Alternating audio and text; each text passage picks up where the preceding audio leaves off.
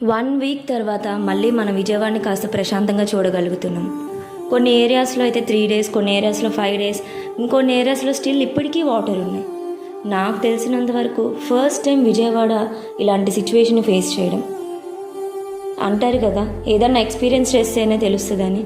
ఇప్పటిదాకా చాలా ప్లేసెస్లో ఇట్లా ఫ్లడ్స్ రావడం, జనాలందరూ సఫర్ అవ్వడం చూసాం. కానీ అప్పుడు వాళ్ళ బాధని చూసాం. ఇప్పుడు ఆ బాధ ఎలా ఉంటుందో తెలుసుకున్నాం. ఇంకెప్పుడు ఏ ప్లేస్లో కూడా ఎవరికి కూడా ఇలాంటి సిచ్యువేషన్ రాకూడదని కోరుకుంటున్నాను.